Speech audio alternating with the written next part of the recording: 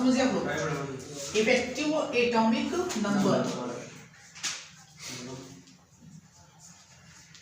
ठीक है, इसको बोलेंगे आप प्रभावी परमाणु संख्या या तो प्रभावी परमाणु क्रमांक, ठीक है, प्रभावी परमाणु क्रमांक। तो फाइनल देखोगे, फाइनल हम लोग इसको प्रभावी परमाणु आवेश भी कर सकते हैं। प्रभावी परमाणु आवेश, उसको मतलब तो आवेश से है, लेकिन यहाँ पर हम लोग निकाल क्या रहे हैं, इफेक्टिव एटॉमिक नंबर। नंबर माने क्या जी, संख्या, और एटॉमिक नंबर माने क्या, परमाणु क्रमांक, समझ गए। तो परमाणु क्रमांक जो होता है जेड से दिखाते हैं, ध्यान दीजिए, परमाणु क्रमांक जो होगा उसको हम लोग जेड से दिखाओगे, और जेड हमको पता है अगर किसी परमाणु का जेड 10 हो गया ना, तो प्रोटॉन भी कितना होगा, 10 ही होगा, इलेक्ट्रॉन भी कितना होगा, 10 ही होगा, क्योंकि सब बराबर होते हैं आपस में। तो अगर आपको बोले कि परमाणु क्रमांक क्या है, तो बताएंगे आवेश, वो क्या जी, आवेश। अगर कोई बोलता है कि सोडियम, सोडियम का एटॉमिक नंबर 11, ठीक है, 11 है, इसका मतलब क्या, इसका मतलब यह हुआ कि प्रोटॉन भी 11 होंगे, इलेक्ट्रॉन भी 11 होंगे, मतलब वो आवेश को दिखा रहा है।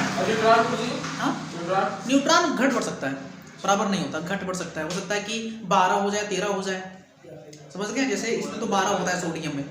पहले बात समझिए, अगर आपको ये बोला जाए जी कि परमाणु क्रमांक का मतलब क्या है, कुछ है नहीं, उसको दिखाते जेड से हैं, लेकिन वो क्या है, प्रोटॉनों की संख्या, प्रोटॉनों की संख्या, और किसी परमाणु जितना प्रोटॉन होगा उतना ही इलेक्ट्रॉन होता है।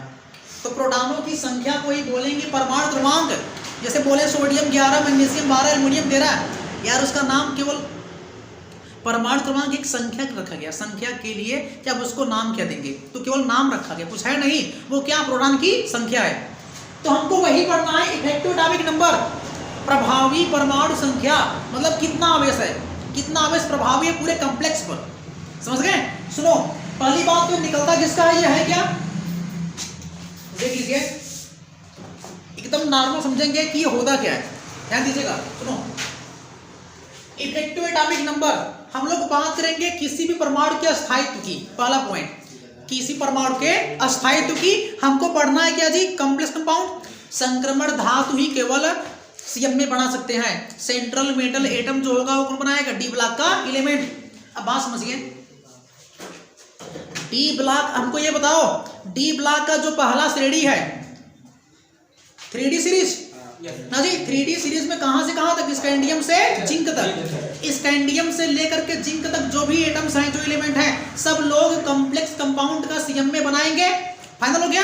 एक बात समझो, सीएम में बनाएगा ठीक है, लेकिन जो 3D सीरीज है, मैं क्या बोल रहा हूँ, 3D सीरीज में ध्यान दीजिए, स्कैंडियम, टाइटेनियम, वेनेडियम, क्रोमियम से लेकर के जिंक तक जाएंगे 3D सीरीज में। लेकिन 3D सीरीज किस आवर्त का है, चौथे आवर्त का, चौथे आवर्त का। Scandium, titanium, copper and zinc. अच्छा, इसके पहले क्या क्या है जी, स्कैंडियम के पहले क्या आएगा, कैल्शियम, इसके पहले क्या आएगा, पोटेशियम। तो ये कौन सा आवर्त हो गया, चौथा आवर्त। ये कौन सा है, चौथा आवर्त। आगे जाएंगे, जिंक के बाद क्या आएगा, गैलियम, जर्मेनियम, और क्या आएगा जी, आर्सेनिक, सेलेनियम, ब्रोमीन, क्रिप्टॉन। अब ये बताओ जी, ये अपना चौथा आवर्त है, नॉर्मल समझिए, चौथा आवर्त है, समझ गए हम लोग। अब इस चौथे आवर्त में बोलेंगे आपसे सबसे ज्यादा अस्थायी कौन है, सबसे ज्यादा अस्थायी कौन है, अक्रिय गैस वाला क्रिप्टॉन, चूंकि अक्रिय है, इसकी बाहरी कक्षा में इलेक्ट्रॉन कितने हैं, 8 भरा वो पूरा। आपसे बोलेंगे कि इस आवर्त में अस्थायी कौन, बोलेंगे क्रिप्टॉन, क्योंकि वो क्या है जी, इनर्ट है, इनर्ट गैस है। अब सुनो, ये चौथा आवर्त है, ऐसे चाहे जो आवर्त हो, तीसरा, दूसरा या पहला आवर्त, चाहे जो आवर्त होगा, उसमें उस आवर्त में सबसे ज्यादा अस्थायी किसको मानेंगे आप, लास्ट वाले को, जो कहाँ का होगा जी, जो कहाँ का होगा, अपने पी ब्लॉक का लास्ट का इनर्ट गैस। किसी भी आवर्त में, ऐसे ही चौथे आवर्त में सबसे ज्यादा अस्थायी कौन है, क्रिप्टॉन है। क्रिप्टॉन कितना होगा जी, नंबर 36 होगा, ध्यान देंगे आप, यही पढ़ाएंगे 36। इस चौथे वाले आवर्त में सबसे ज्यादा अस्थायी क्रिप्टॉन है, चूंकि इसकी बाहरी कक्षा में 8 है। 8 क्यों हुआ, चूंकि परमाणु क्रमांक जो है इसका वो 36 है। पूरे प्रोटॉनों की संख्या कितनी है जी, 36। या तो इलेक्ट्रॉन कितने हो गए 36 है ना, इलेक्ट्रॉन इसमें कितना है 36, इसमें कितना है 35, 34, 33, सब में तो कम ही है। क्रम से लिखिए, ये कितना है जी 19 है ना जी। परमाणु क्रमांक को बढ़ाते गए अस्थाई तब मिला जब वो 36 हो गया, समझ गया।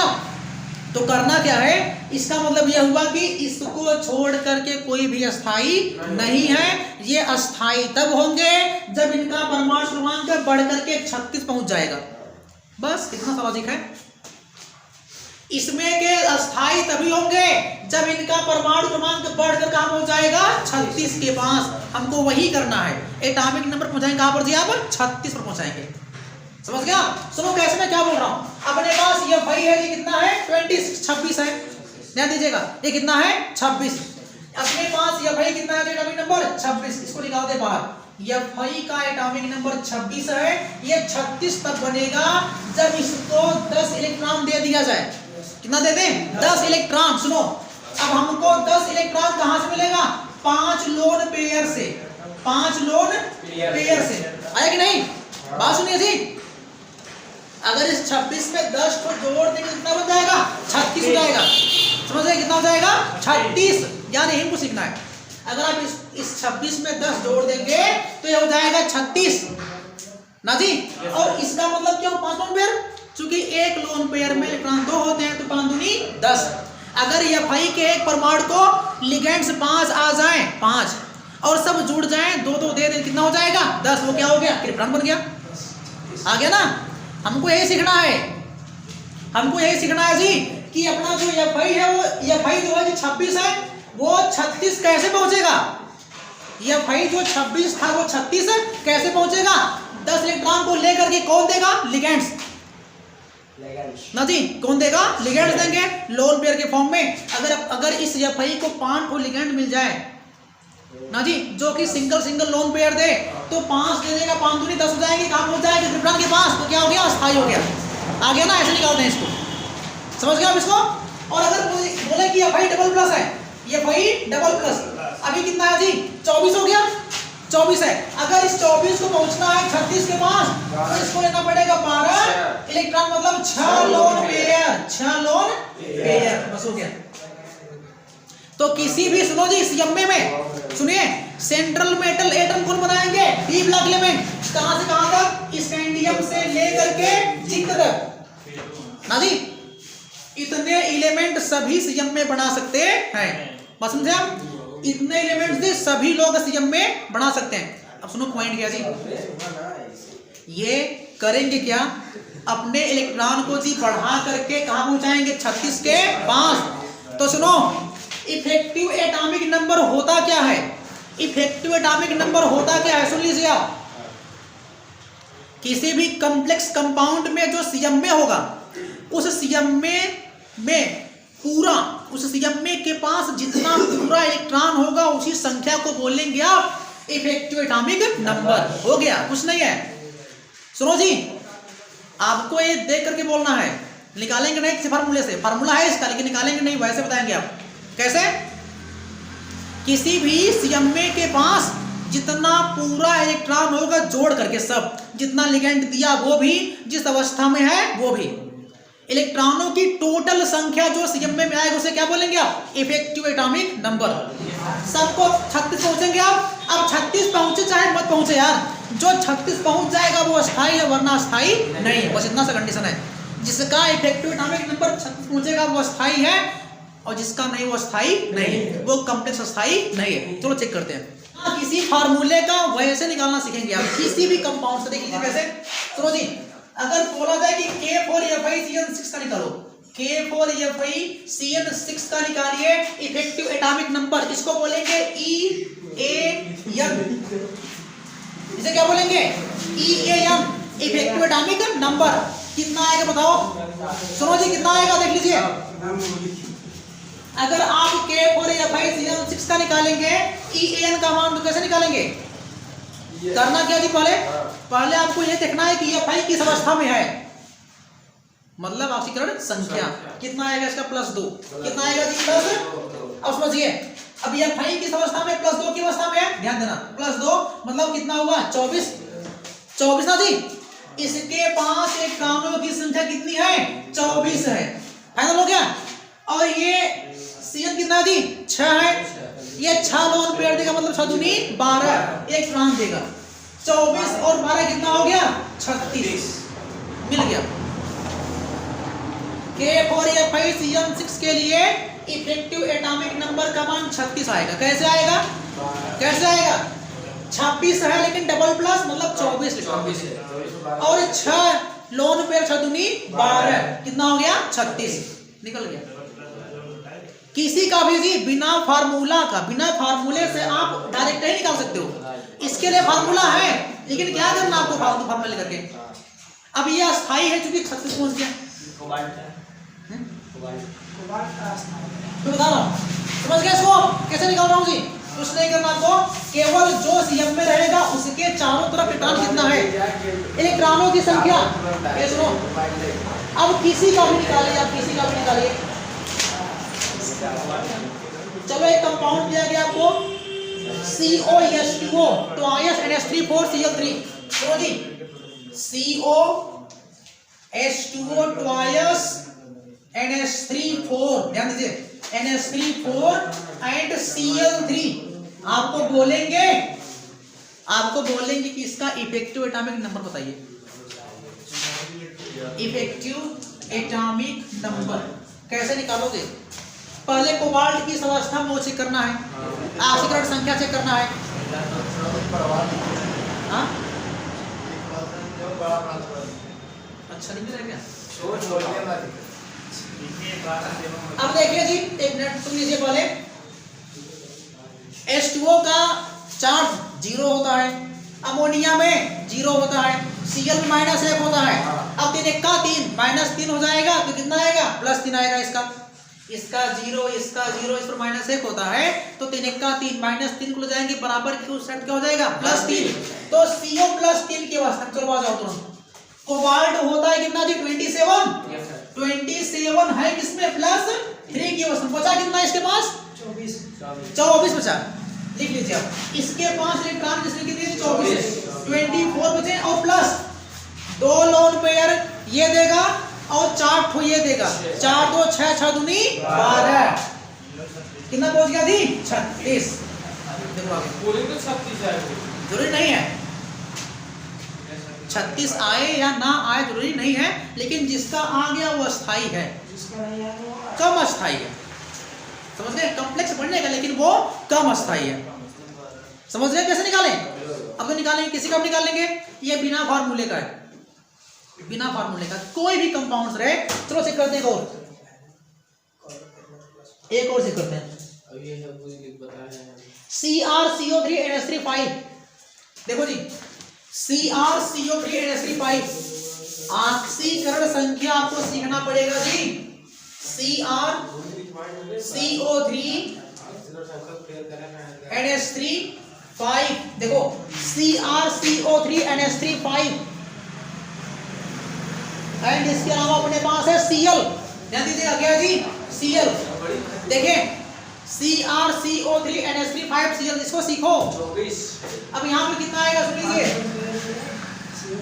जी। Cr किस अवस्था में है? इस पर 2 माइनस होता है, इस पर 1 माइनस 2 1 3, मतलब ट्रिपल प्लस की अवस्था में इसका 0 होता है। तो Cr ट्रिपल प्लस की अवस्था में है, होता कितना है? 24 24 3 मतलब कितना बचा? 21 बचा। इसके पास खुद का 21 इलेक्ट्रॉन है प्लस 5 तो ये देगा 1 ये 5 1 6 6 दूनी 12। अब देखो कितना आएगा? 2 1 3 और 2 1 3 33। ये अस्थाई हो गया। तो इफेक्टिव एटॉमिक नंबर 1 मिल गया बिना तरीके का जी, मतलब कि इसमें आपको कुछ नहीं लगाना।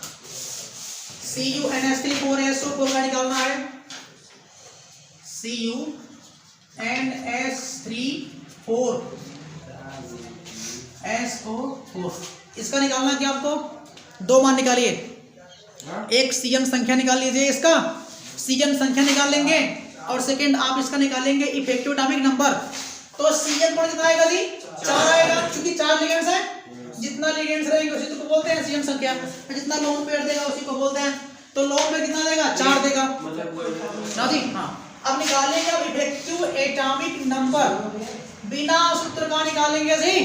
तो सुनो करते क्या है, अवशिष्ट संख्या कॉपर का प्लस 2 आएगा, क्योंकि इसका 0 होता है, माइनस 2 होता है, इसका 0 होता है, इसका -2।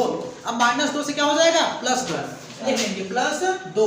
अब ये बताओ कॉपर +2 कितना होता है 29, कितना बचा 27 बचा ना। क्या करेंगे आप 27 लिख लेंगे, ये 27 निकले कहां से, इलेक्ट्रॉनों की संख्या है, 29 था 2 कम हो गया, कितना बचा 27, और इतना देगा 4 दूनी 8, 27 और 8 कितना हो जाएगा, ये आ जाएगा 35। तो CuNH3 4SO4 के लिए इफेक्टिव एटॉमिक नंबर कितना आएगा जी 35 आएगा। निकल तो गया बिना सूत्र का। K2NiCN4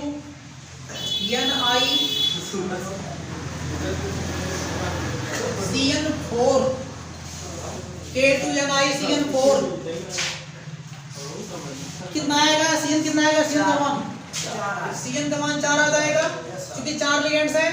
अब निकालेंगे इफेक्टिव एटॉमिक नंबर।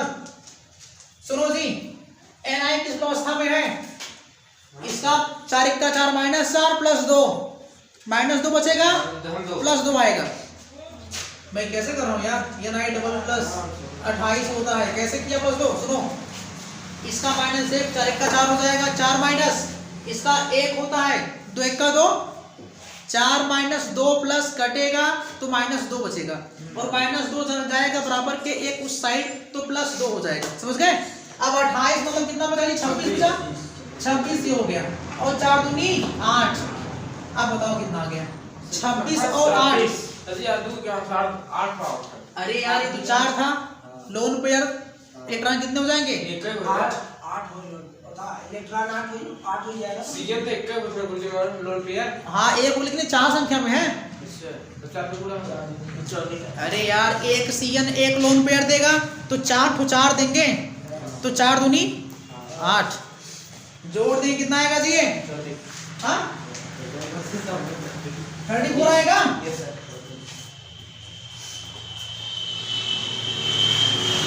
तो K2NiCN4 के लिए K2NiCN4 के लिए जो Ni का इफेक्टिव एटॉमिक नंबर आएगा कितना आएगा 34। निकालना सीख लीजिए जी, निकालना सीख लेंगे आप। अभी कोई डाउट है क्या, आपको आ जाएगा ना। अब बताएंगे फार्मूला आपको एक कैसे निकालेंगे सूत्र से। अब देखो सूत्र जी इसका, अब इससे एक थोड़ा सा कठिन बताएंगे आपको सूत्र, ठीक है। आपको जो अच्छा लगे वही लगाएंगे आप। चलते हैं सूत्र के पास, सूत्र कैसे निकाल लेंगे इसको। इसी में कितना आया है 34, इसी का चेक करेंगे फार्मूले से। तो सुनो इफेक्टिव एटॉमिक नंबर निकालने के लिए फार्मूला होता है, सुनो क्या होगा, इफेक्टिव एटॉमिक नंबर के लिए फार्मूला क्या होता है, एटॉमिक नंबर याद कीजिए कैसे निकालेंगे हम उसको, atomic number minus oxidation state